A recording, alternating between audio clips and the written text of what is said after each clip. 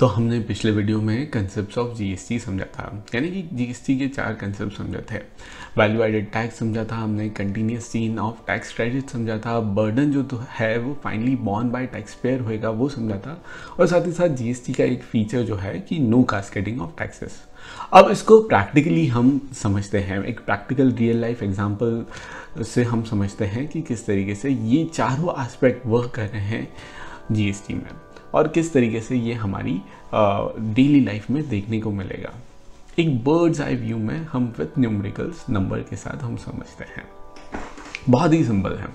तो देखिए, आप ये देखिए कि कोई भी बिजनेस होता है, कॉमर्स होता है, तो वो चैनल में चलता है। मैन्युफैक्चरर जो रहता है वो डिस्ट्रीब्यूटर को माल बेचता है, डिस्ट्रीब्यूटर रिटेलर को माल बेचता है और रिटेलर फाइनली कंज्यूमर को माल बेचता है, और इस तरीके से चैनल में काम होता है।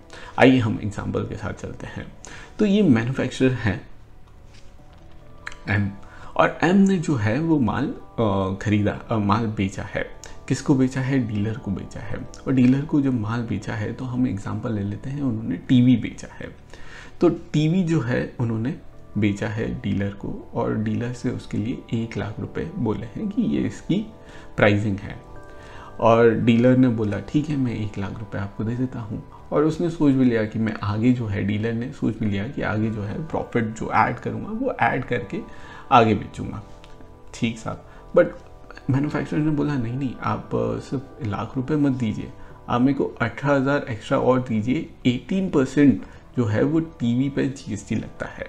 सरकार ने बोला है कि आप जो है मुझ पे रिस्पॉन्सिबिलिटी, मैन्युफैक्चरर पे रिस्पॉन्सिबिलिटी डाली है, क्योंकि मैं बेच रहा हूँ माल, मुझ पे ये रिस्पॉन्सिबिलिटी डाली है कि मैं टीवी अगर बेच रहा हूँ तो मैं सिर्फ अपने लिए पैसा कलेक्ट ना करूँ, मुझे सरकार के लिए भी कलेक्ट करना है। तो आप मुझे 18,000 और दीजिए, क्योंकि 1 लाख का 18% 18,000 होता है। तो ठीक है, ये 18,000 जो है सरकार का पैसा लिया उन्होंने और सरकार को जमा कर दिया। और सरकार को जमा जो किया है वो ये बोल के किया है कि ये जो पैसा है ये डीलर से लिया है, तो आप ये डीलर के खाते में डाल देना। और सरकार ये 18,000 यूज़ भी नहीं करेगी। इंटरेस्टिंग पॉइंट यही है, ये अभी यूज़ नहीं करेगी, ये डीलर के पास रहेगी। क्यों? क्योंकि सरकार जो है वो चाहती है कि सिर्फ और सिर्फ जो कंज्यूमर है उससे टैक्स वसूले। ये डीलर, रिटेलर, मैन्युफैक्चरर इनसे टैक्स कलेक्ट तो कर ले, बट अभी उनके खाते में ही जमा कर रखा है सरकार ने। तो ये डीलर है, डीलर ने बोला कि अच्छा मेरे को 1 लाख रुपए का पड़ा है।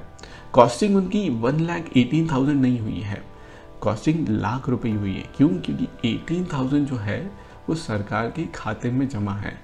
यानी कि सरकार ने काइंड ऑफ, आप बैंक समझ लीजिए कि बैंक के खाते में हमारा पैसा जमा है, वैसे ही सरकार ने अपने खाते में जमा कर रखा है और इसका यूज़ भी करने देंगे। कैसे? आगे देखिए डीलर कैसे यूज़ कर पाता है। डीलर ने 1 लाख रुपए की कॉस्टिंग समझी, प्रॉफिट ऐड किया 11,200 और आगे शॉपकीपर को बेच दिया माल 1,11,200 में। ठीक सा, बट 1,11,200 में माल बेचा प्लस 18% जीएसटी जो है वो लगा है। कैलकुलेशन करके ये पता चलता है कि वो जो अमाउंट है 1,11,200 पे 18% जो बन रहा है वो 20,016 रुपीज़ है। ठीक सा, ये 20,016 रुपीज़ जो है डीलर जो रहेगा वो बोलेगा कि मेरे को ये सरकार को चुकाना है। ठीक है, 18% सरकार का हक बनता है, बट मेरे खाते में, डीलर के खाते में 18,000 पुराने ट्रांजैक्शन के बचे हैं। तो वो 18,000 जो मुझे 20,016 जो है अमाउंट वो देना है, 18,000 मैं पुराने खाते से दूंगा और जो नया जो दूंगा मैं, जो मैंने पैसे वसूल किए हैं वहाँ से 2016 दूंगा। यानी कि देखा जाए तो 20,016 देना है, तो 18,000 मेरी क्रेडिट पड़ी थी। क्रेडिट यानी कि मेरा जमा था पैसा सरकार के खाते में, और 20,016 जो है वो वसूलूंगा। इफेक्टिवली अगर देखा जाए तो 18,000 वो पहले ही चुका है, क्योंकि उसने ये 18,000 अपनी कॉस्टिंग में नहीं जोड़ा था।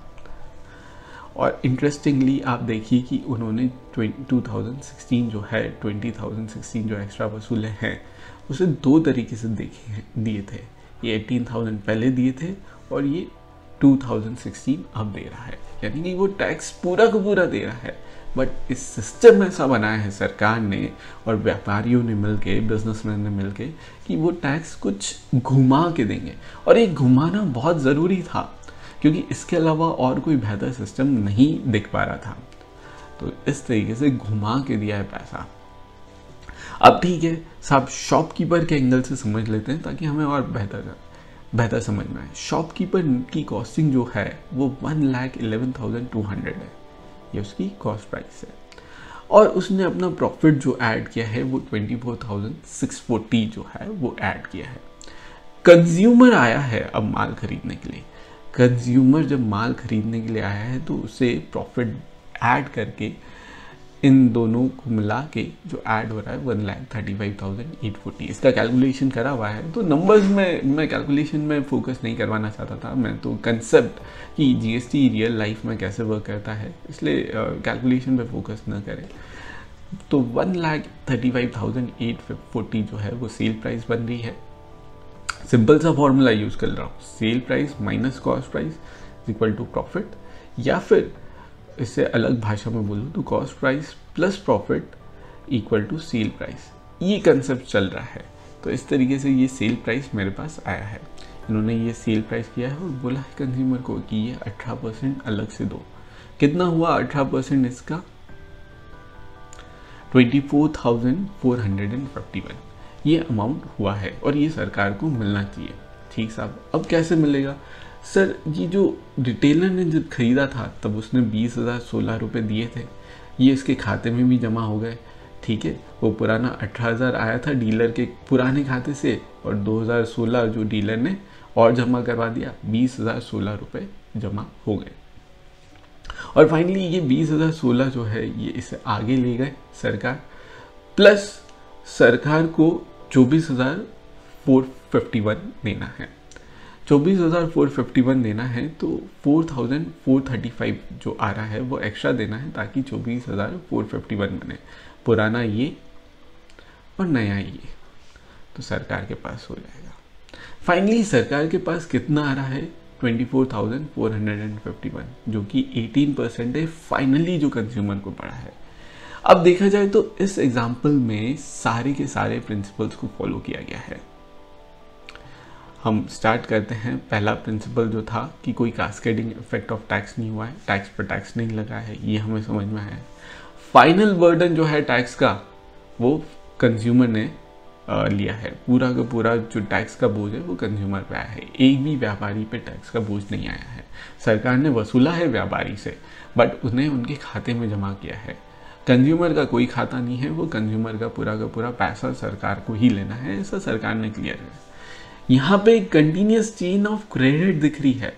ये जो मैंने बॉक्स बना रखा है ये एग्जाम्पल है कि किस तरीके से डीलर की क्रेडिट बनी, फिर डीलर ने वो रिटेलर को वो क्रेडिट पास की और रिटेलर ने फिर फाइनली गवर्नमेंट को वो क्रेडिट यूज़ करके गवर्नमेंट को टैक्स चुका दिया। इस तरीके से टैक्स एक्ट कर रहा है। और वैल्यू एडेड टैक्स कैसे हो रहा है ये देखिए। पहला ट्रांजैक्शन है ₹1,00,000 की वैल्यू एडिशन हुई, लाख का 18% 18,000 होता है, वो हो गया। दूसरे में जो वैल्यू ऐड हुई है वो 11,200, उसका 18% आप करेंगे तो 2,016 ही हो रहा है। और तीसरे में जो आ रहा है वैल्यू एडिशन वो हो रहा है। तो हर स्टेप पे सिर्फ वैल्यू एडिशन वाला टैक्स जो है वो सरकार के पास ऐड होते जा रहा है।